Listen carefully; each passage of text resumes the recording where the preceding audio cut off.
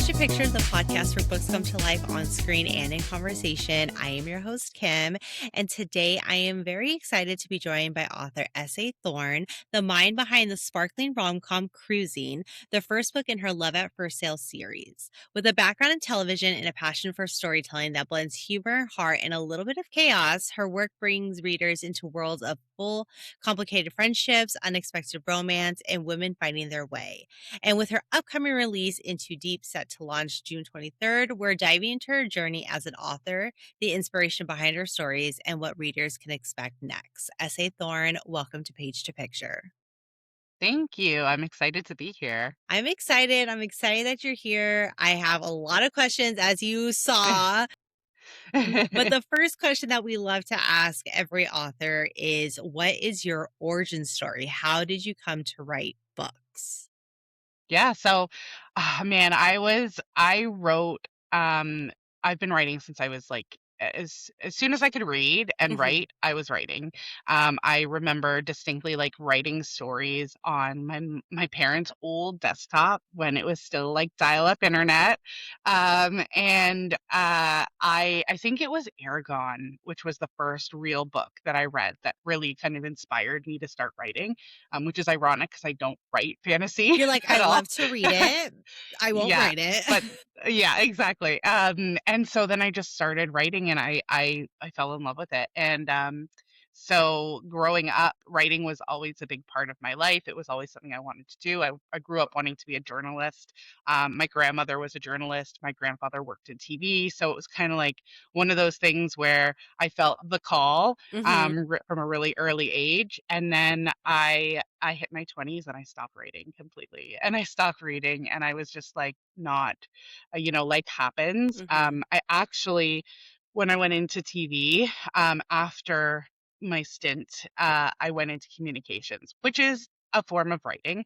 Corporate, it's very boring, writing press releases and like stuff that has to be very particular and accurate and had no creativity to it. So I just the last couple years needed some kind of creative outlet, and so writing kind of came back up at the same time that reading kind of came back into my life. So I would say that that's kind of in a roundabout way my my origin story. Love that. I also, that's funny because, like, people ask, like, oh, like, how long have you been reading? And my husband was like, that's such a weird question that people ask you. I was like, not really, because I read when I was, like, younger in school, right? Like Harry Hmm. Potter and, like, Yeah, Twilight, yeah, like, all those, like, YA, like, yeah, I read all those, and then once I got older, I stopped reading, and I never really, like, yeah. bought books. I didn't own a Kindle. I didn't really go Hmm. into bookstores, and it wasn't until literally the end of 2024, because of the podcast, I started my reading journey again, rereading Hmm. books, um, and reading newer books, and now I'm, like, obsessed, and so I get Yeah. it, like, you do it, you kinda stop, and then it comes back, and it's just, like, it opens this, like, new world for you, Yeah. right?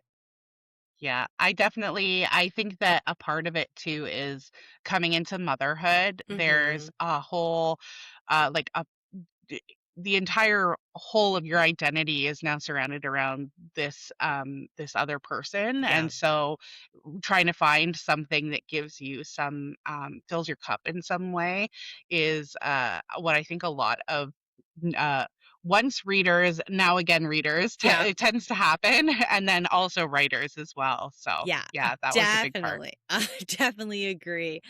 So let's talk about your series a little bit. So when you were Yeah. building this series universe, what connects these stories for you beyond just romance?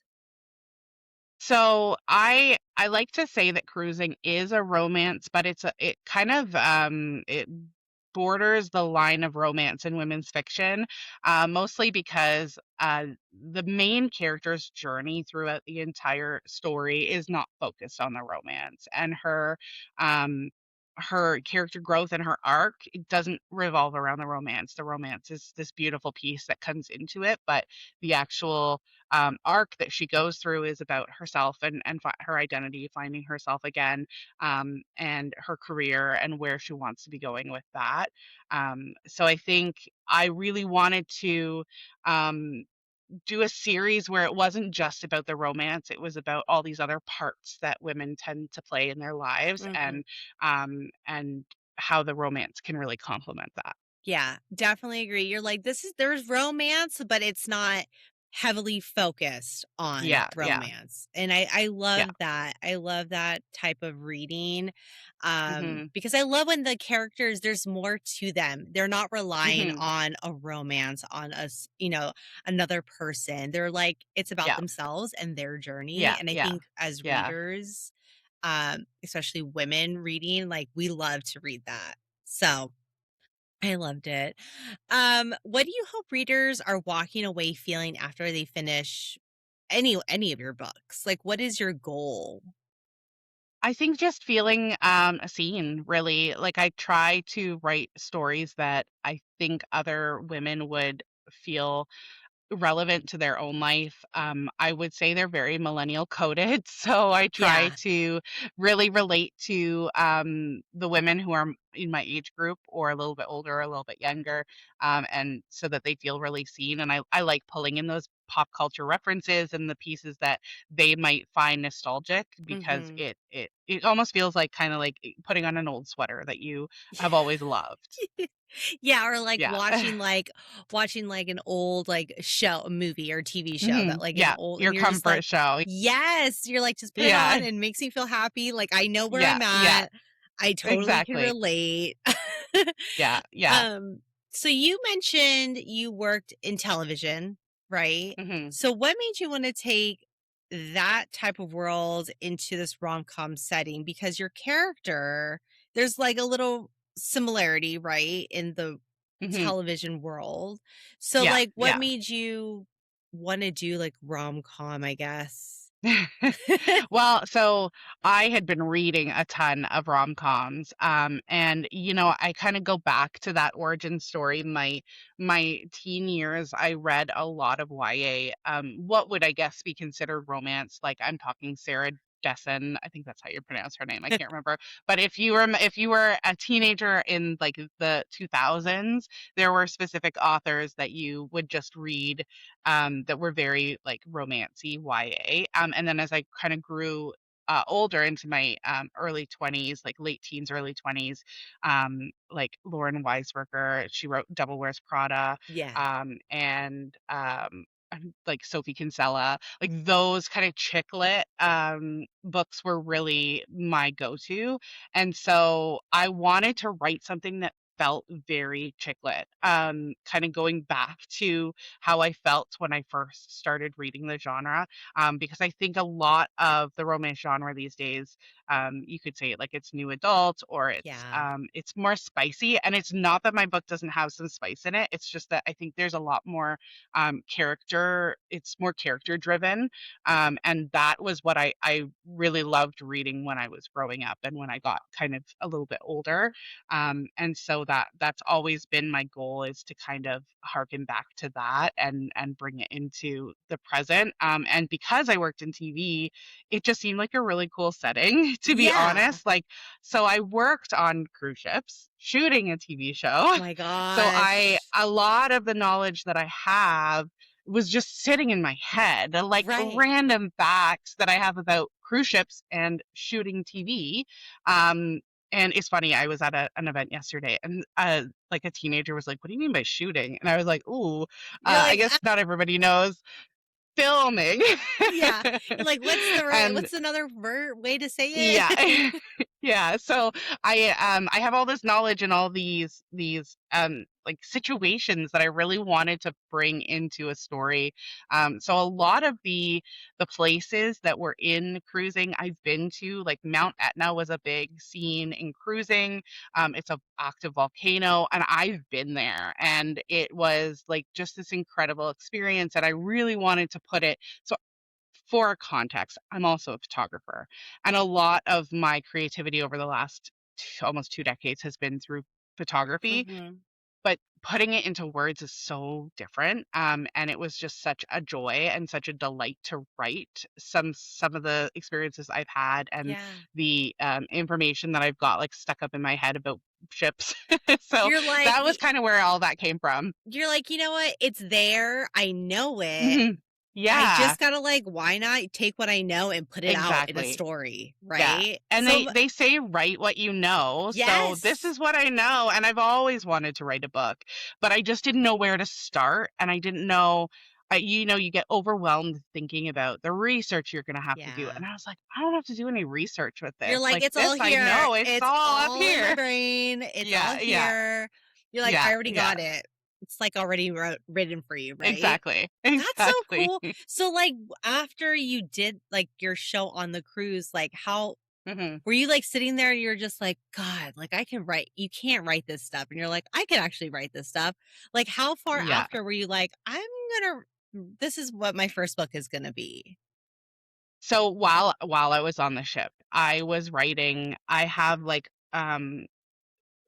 notes that I have transferred from every phone that I've had since then, with just little snippets, little Yeah. things that I experienced or I saw or I just thought were funny. And I literally, that's where I started from. Like when I finally decided to sit down and write it, I just took all of the notes that I had written over the past 10 years and I just started like plotting out where everything was going to go. And then it just kind of built out from there. Love that for you. I see Yeah. people follow your journey, follow your path because Yeah. you Yeah. never know You where never it will lead know. you.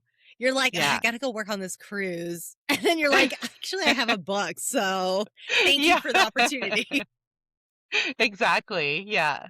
So let's talk about your book, Cruising. How would you describe this book to readers who have not read it? Like, what is your spiel when someone's like, "What is this book about?" Sure, yeah. So actually, it's funny you ask. I was at a book signing yesterday, and you get people walking in who are like these are people who either are trying to avoid you because they don't want to be sold your random Yeah. book in a bookstore, or they're like, "Ooh, free candy and stickers," which is always my draw. And they're And like, I'm "So like, what's this book about?" As they take yeah, your yeah, stuff. yeah. So I have like 5 seconds that I have to bring them in and be like, Mhm. "Buy my book." So I always say that cruising is about a reality TV dating show shot on a cruise ship, but the love story isn't with the contestants, it's with the camerawoman and a ship chef. Mhm. And there's a beautiful ex-best friend arc there, and Yep. then there's some career stuff happening, and it's just a really fun rom-com, great beach read, and it's got a lot of heart and a lot of depth, and that usually hooks them if they're into that kind of thing. Yeah. So that's what the spiel I've been going with. I'd be sitting there like, "Okay, that's interesting." It's Yeah. like something you don't really you've never I love when an author because 'cause we've gone to events and, like, I love when they're like I'm like, "What is this book?" And it's something I've Mhm. never read, right? I'm like, Yeah. "Sold." Mhm. I'm sold already. Yeah. I want a book that Yeah. I have not read. I want a book where Yeah. I don't know where it's gonna end up. I don't like, it's not Mhm. obvious. It's not and Yeah. um, I would have been sold. I've been like, "All right, well, let's buy this book. Thank you for the candy and the stickers, and I'm Yeah. gonna read your book." Yeah. It does work, it does work. Yeah. Um, so when you're building a character like Chloe is your Mhm. FMC. Are Mhm. you starting and I guess it goes with any character, but, like, with her specifically, do you know who she is? Or, like, are you starting with who they are and what they're struggling with? Like, do you know, "I know this character is gonna have this kind of internal struggle," or does that Mhm. show up as you're writing? Like, is she in your mind So saying, like, "This is my internal struggle, girl. This is what you're gonna write yeah. down." Yeah, I think, so I use a framework called Story Genius, which is a amazing book for authors and writers, that really walks you through how to create a story arc. And so, really, when you drill down to it, it's about having that the character has to have some kind of misbelief. And so, I started with the misbelief for Chloe that she's not the main character in her life. And I really wanted to explore what that would look like for somebody who feels like they've just kind of been taking a backseat to their own life, have just been floating through life. A lot of this book was kind of a what if. So I left the industry when I was about 25, 26. And I wanted to kind of explore what might have happened if I had continued in the industry.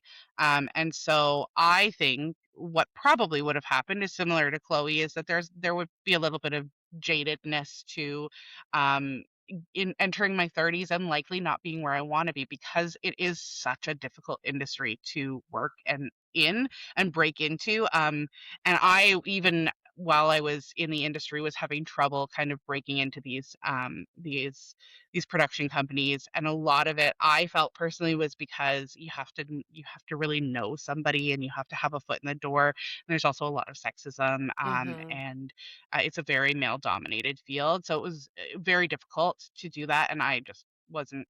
I was like, nah, I'm good. I'm gonna just do something else. Yeah. But I wanted to see what that might look like for somebody who's been in the industry and just hasn't seen that growth. And so I started Chloe's arc basically with her believing that she's not the main character in her life.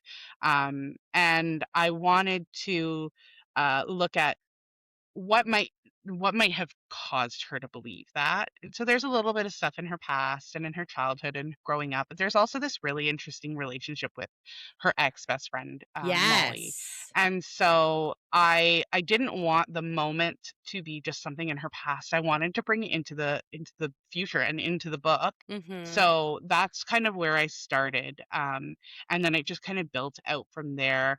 I always have trouble writing characters' parents. You have to always figure out, like, where are their parents? And a You're lot like, of books you'll "Who see, like, raised these characters?" yeah, Right? but you'll see a lot of main characters, they're orphans, and there's a reason, because it's really complicated writing like a whole person who Mhm. has these parents, without also like having some kind of trauma in their past that they can point their misbelief to. And so I personally have never dealt with parental death, but I have friends who have, and so I wanted to kind of explore that as well.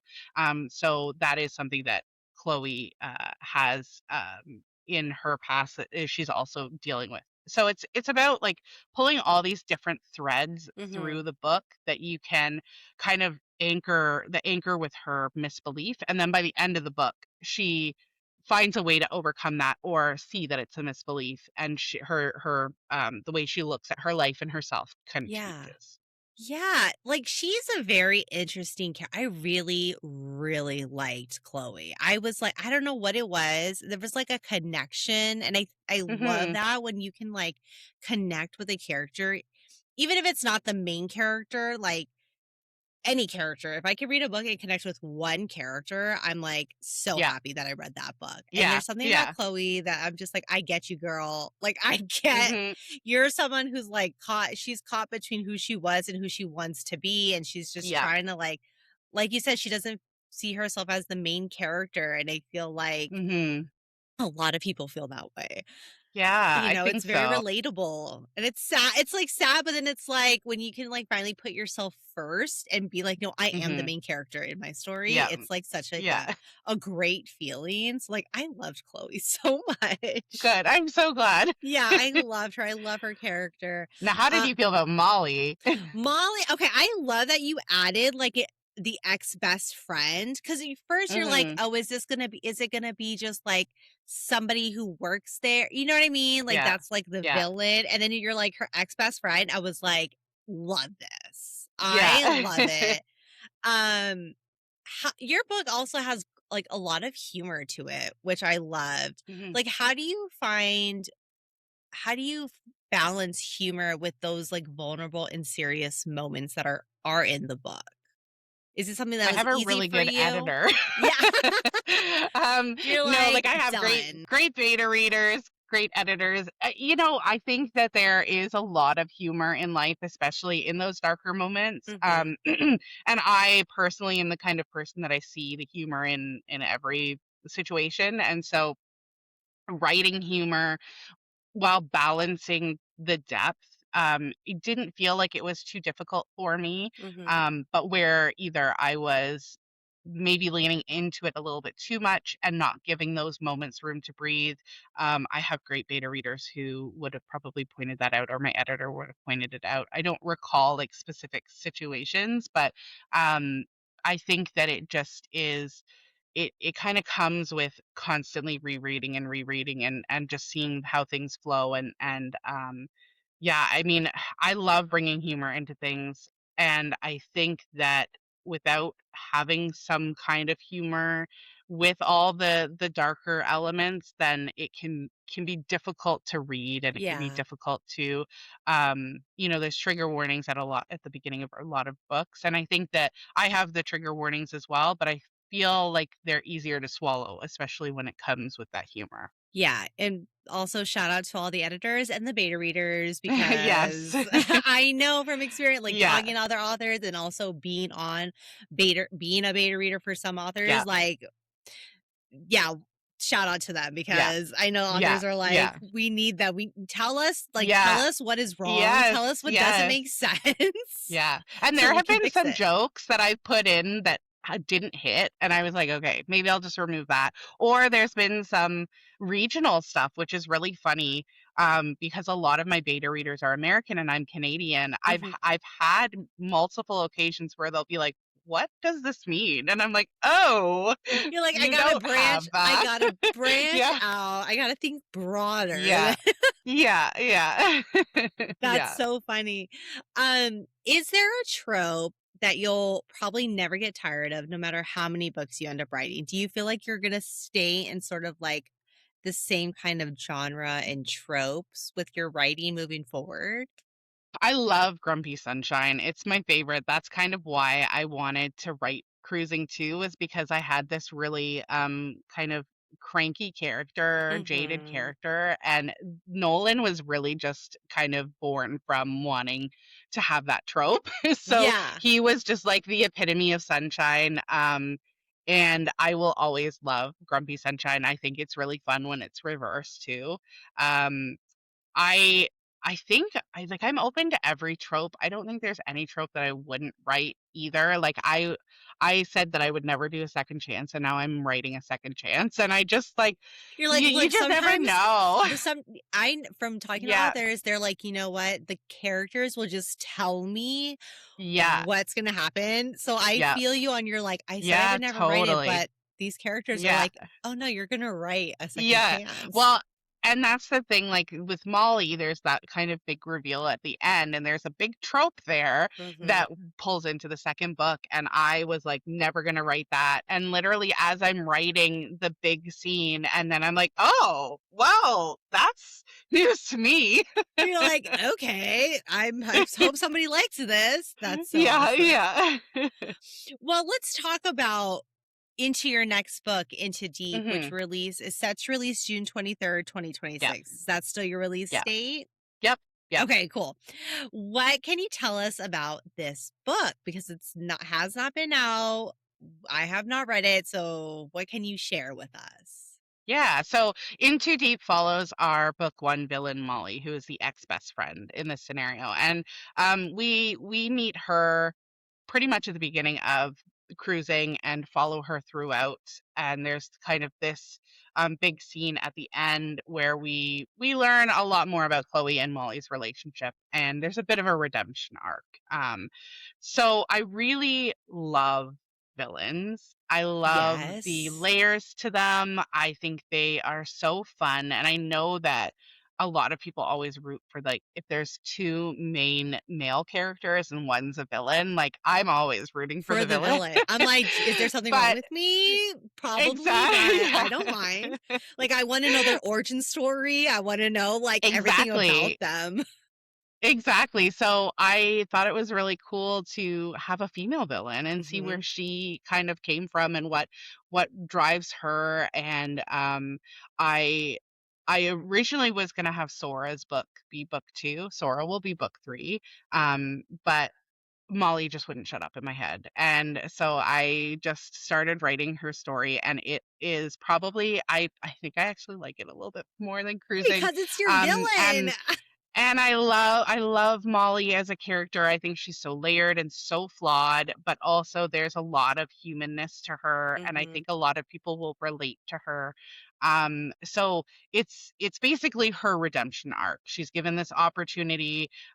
She is no longer on the show, but she's been given the opportunity to become host of the 10th season. And so she's like, yeah, sign me up. I have bills to pay. Yeah. I'm broke. This is like the opportunity that I needed. And there's some other stakes in there as well that I won't get into without spoiling anything. Um, but she takes this job because she wants to make a better life for herself. And then she is kind of hit with this.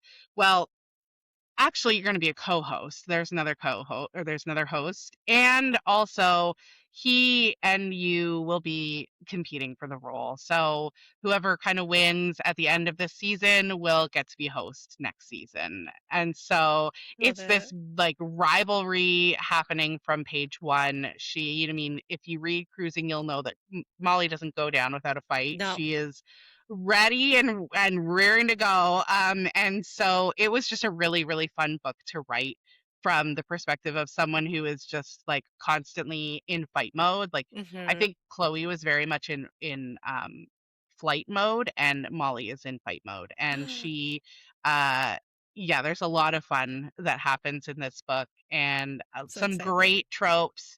Um one of them is sort of revealed in the middle of the book, but I have been advertising it, so I'll say there is a fake dating plot in there. Love And it. I know I've never written a fake dating. I never really saw the appeal until I was midway through this book, and I was like, let's throw it in there. You're like, "I need to add this in there. Yeah, Add this to my yeah. tropes." Yeah, exactly. So yeah, In Too Deep, I'm really excited for it. It's definitely very different from Cruising. There Mhm. is still quite a lot of depth and some deeper or darker themes. So there is a lot of talk about past parental abuse, talked about off page, and there is some mental health talk as well. Molly has some very interesting mental health conditions that I have never seen written about before, and so I wanted to bring light to. So there's you really get inside her head and see that not everything that you saw in Cruising is what's going on inside her head. So yeah, it was a lot of fun. I'm so excited. I'm excited to read her story. I know we love a villain. I don't know what it is. And then I especially when they have know. like a redemption arc, you're just like, I Yeah. always knew. I knew there Yeah. was nothing like she's like they're perfect. We love them. You know what I mean? Yeah, I totally. love that. So, okay, wait. And then you said there's gonna be a third book. Is this series gonna be 3 books?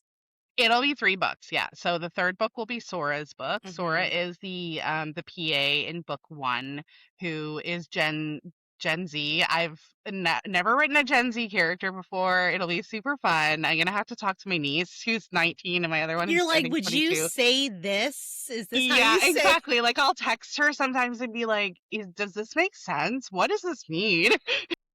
Yeah, so she'll be book 3. I do have a novella that I'd love to write for Glenn, who Love a is novella. yeah, and is the he's the showrunner. He's very much like kind of a side villain. And even in book 2, you'll see there's a lot of villainy happening in him, but he gets a bit of a redemption at the end, and I'd love to see where that goes. So I do have like a down the road plan for a novella. I'd like this to be trad published, and if that happens, then 100% Glenn's Yeah. getting his novella. Well, I hope it works out. I'd be so Me excited. I too. can't wait to read the rest of your series. So now that you've been through the debut experience, like what did you Hmm. learn that changed how you approach doing this second book? I mean, you wrote your first book, it's out, it's done. Now you're in the Hmm. your second book's already written, it's set to release. So like what did you learn when you were writing the second book compared to your first I one? think you know what? The first one you second guess yourself at every page. Like Mhm. constantly is this good enough? Is this okay? Is this right? And by the second book you go, who cares? Like just write. You're like, "Look, if you read my first book, awesome. You're gonna just Yeah. keep going with Yeah. the series. So Yeah. read Yeah. along." Yeah, and you know what? I got this sense of I've now put out my first book. Mhm. So I have put out whether it's good, whether it's bad, whether it's a flop, who cares? It's done. It's out in the Mhm. universe. I've done it.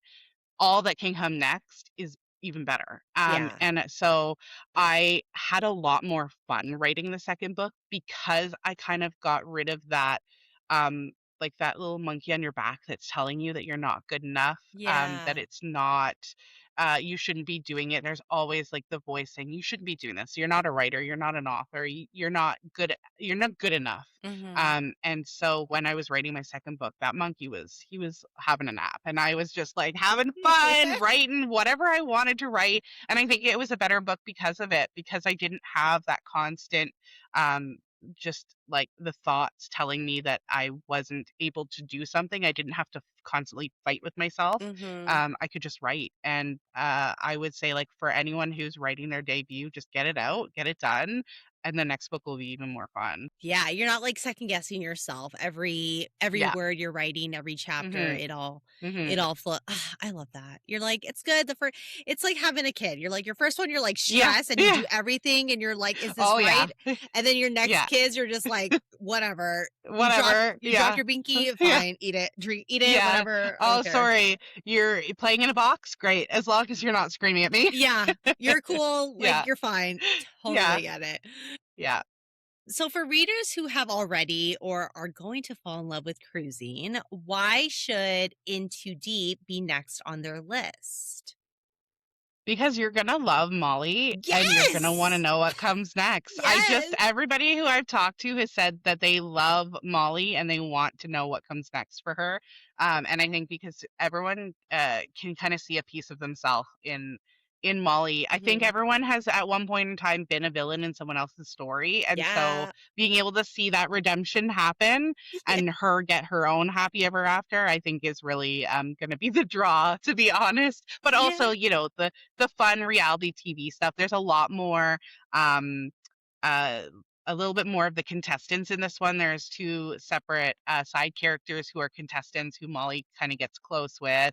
There's a little bit more filming. So um, it's definitely a bit of a step outside of what cruising was. Cruising was Mhm. very camera focused because that was kind of what I knew being on the camera side of things. But with Molly being a host, there's a little bit more freedom she gets. And also, she's able to interact more with contestants and with the actual challenges and stuff like that Yeah. that are happening. This is so Yeah. exciting. I'm very Yeah. excited. Everybody should be very excited. Read Cruising, and then June 23rd, read Into Deep. And then we're going to wait for Yes. book three and fingers crossed, a novella. Yeah. So, Yeah. Yeah, exactly. well, with that being said, that does wrap up our episode. But before we go, is there anything you like to plug? Your social media, websites, future events? Like, this is your time to share it with everybody. Sure. So if anybody wants the first chapter of In Too Deep, you can join my newsletter and you'll get it. Um, Join it's newsletter. if you go to sathorneauthor.ca, that's my website. There is a newsletter sign up option there, or you can just go to my Instagram at Shelley Thorne Writes, and the link in my bio will lead you right to my newsletter. And just follow me and follow along. And I love to hear from readers and fellow reality TV lovers and fellow authors. So just send me a message or sign up for my newsletter and yeah, Perfect. And we will definitely put all your links and your social media at the notes of the podcast. So if anybody listening, they can just click from there and just go straight to your website and or your social media account. awesome. Shelly, thank you so much for hanging out with me today and talking about your books. This has been so great. I'm really excited for book two. June 23rd cannot come soon enough. Um Awesome. very excited. If you enjoyed today's episode, please subscribe, rate, and leave us a review wherever you listen to your podcast. Follow us on Instagram, TikTok, and Threads at Official Page to Picture for book to screen updates, behind the scenes content, and more author interviews. Thank you to our guest again, Shelly. I hope you had a good time. I loved it. I always like to talk about my books Yeah. and any books, really. I love that. And to our listeners, we will catch you next time on Page to Picture. Bye. Bye.